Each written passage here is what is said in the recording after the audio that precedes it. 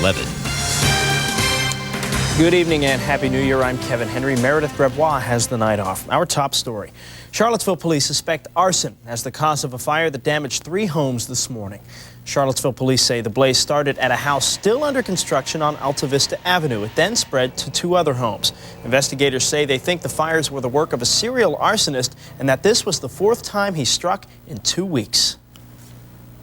There was 2 incidents on December the 20th. One was a car set on fire on Garrett Street. Another was a garage set on fire on Monticello Road. The following night on the 21st, there was an attempted arson of a residence on 6th Street Southeast. Charlottesville police say the suspected arsonist is described as a white male in his teens to early 20s with a slight build, long face, and nose. If you have any information about the fires that might lead to an arrest, call the case detective at 970-3998. A fire turns fatal for an Illinois family this New Year's Day. The fire broke out around 1 o'clock this morning in this house in Kankakee County near Chicago. An elderly couple, their son and his 2 kids died in the fire. No word yet on a cause. An entire family is dead after a shooting rampage in Pennsylvania. Authorities in Reading say a distraught man shot and killed his wife and her 3 children from a previous marriage. They say Henry Peffer then called 911 to admit to the shootings before killing himself. Peffer's brother and neighbors say they saw no evidence of trouble before the shooting. In the nation's capital, all is quiet on New Year's Day as far as Y2K is concerned. At the Federal Emergency Management Agency in Washington, the Y2K alert has essentially been lifted. Steve Handelsman reports. No Y2K glitches are spoiling the first shopping day of the new millennium. Credit cards are working, ATMs churning out cash. Years of computer tweaks bought a low-key Y2K. This would not have been the case if we had not done the work that we had to do. Year 2000 air travel is glitch-free. E-tickets aren't disappearing, luggage isn't lost. And the air traffic control system suffered only a dozen equipment problems nationwide, half the normal number, with safety backups working. One U.S. spy satellite did malfunction for a while last night, but the Pentagon today reports operations normal. Well, almost. Learned that we did have a cash register that refused to process receipts in Okinawa. As mankind celebrated the millennium, no terrorism was reported, not even in Jerusalem, where experts all but predicted religious clashes.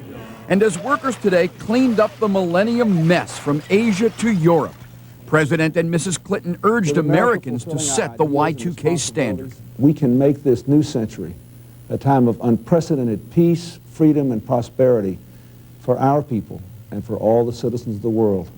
With prosperity on the line Monday, the first business day of the year 2000, New York Stock Exchange experts are making final Y2K checks. No problems anticipated.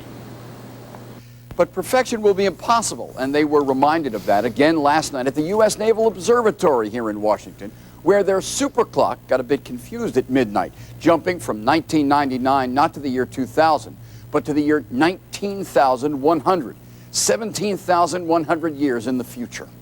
I'm Steve Handelsman, NBC News, Washington. Well, the new millennium came in like a lamb in Virginia. The power is still on, phones still work, and state emergency officials say there are no immediate signs of Y2K problems. That holds true for Central Virginia and the Shenandoah Valley, where Y2K preparations were a top priority. Stanton, Waynesboro, and Augusta County began testing and upgrading computers and other equipment nearly 2 years ago. Officials spent New Year's Eve in special command centers to watch for problems that never materialized. Everybody in this country has come together, the companies and the governments, and did what they had to do to make the equipment compatible with Y2K. And I think that everybody should be applauded for that. It's allowed us to look at our systems and to make sure that we were ready for any crisis. If any upgrades needed to be done, they were taken care of. We reviewed our disaster plans and made sure they were up to date and in place. If nothing else, it's a good tabletop exercise of our emergency services system. Augusta's emergency dispatch computers had to be upgraded anyway to handle the county's new 911 addressing system. State emergency officials warn not to let your Y2K guard down just yet. They say it's possible some problems could crop up when businesses and government offices open over the next few days. The new century and new year brought with it some very special new people. This is Gage Daniel Silverman. He checked in at 10:13 this morning at Martha Jefferson Hospital. Gage weighed in at 7 pounds 5 ounces. His mother delivered him naturally. I'm really glad I did it. I'm proud of myself. I'm glad. I'd rather not use drugs, you know, and have drugs in his system if I can avoid that. But it's a challenge. It's more painful than anything I've ever felt, but it's worth it. It really is worth it. The Silvermans are from Lake Monticello. Also happy about Gage's arrival, his big sister Kelsey. And while Gage can be classified as a millennium baby, he wasn't the first in Central Virginia or the Shenandoah Valley for that matter. Here's a look at some of the babies that came first. 8-pound, 8-ounce Mitchell Kirk Morris was born at the Augusta Medical Center at 12:26 a.m. He's the son of Nancy and Ricky Morris of Stewart's Draft. In Culpeper County, the second baby of the millennium made her appearance. She is 8-pound, 6-ounce Hannah Stafford, born in Culpeper Memorial Hospital at 12:56. She joins parents Cynthia and Parker and big brother Thomas. And at 1:21 this morning, Teresa Hatcher gave birth to a little girl at the University of Virginia Medical Center.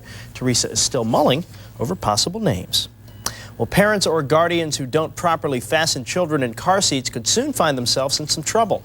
Albemarle County firefighters have set up a hotline where you can report child safety seat violations. As a general rule, kids lighter than 20 pounds or younger than a year should be strapped into a child safety seat backwards and in the back seat of the car.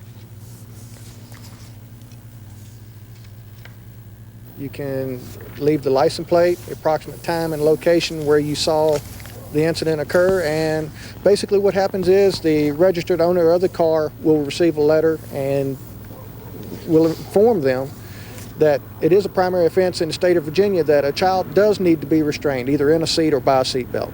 You can reach the Save a Kid hotline at the number on your screen, area code 804-972-4095. Just give us a call at the station if you missed it. Still to come tonight, could you give it all up for life on a computer? A Dallas man did it, and he changed his name too. The adventure begins for .com Guy. His story a little later. And the Virginia Tech Hokies have hit a speed bump in their bid for a national title. Gary tells us about it in sports. But first, John's in the Weather Center with more on this warm weather. Warm weather is right, Kevin, and it looks like it will continue. The question becomes how long? We'll tell you after the break. Stay right here.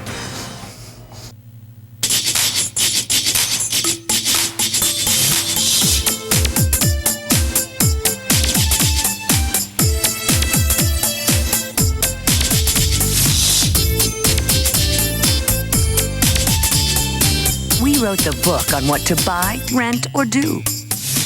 The Sprint First Source phone book. So get an idea. Or 2. Or 20. A word for those looking to buy new furniture this weekend. Wait until this Monday and get the offer of the new millennium. Free financing for up to 18 months. It's grand sale of the century. This Monday, there's no down payment and no interest for up to 18 months. Plus big store-wide savings more than ever before. So don't buy new furniture this weekend. Wait and get free financing for up to 18 months during Grand Home Furnishing Sale of the Century. This Monday from noon to 9. Road & Track says the muscular V6 gives it undeniable appeal. Open Road says this SUV is an all-star player. It's the V6 Grand Vitara from Suzuki, and we say now it can be yours for $255 per month. Visit your local Suzuki dealer today and drive one home for just $255 per month. Find out why MotorWeek says the Grand Vitara is the best small SUV of the year, and it's only at your Suzuki dealer. Monday morning, get connected with the news you need. Dateline 29 News at sunrise.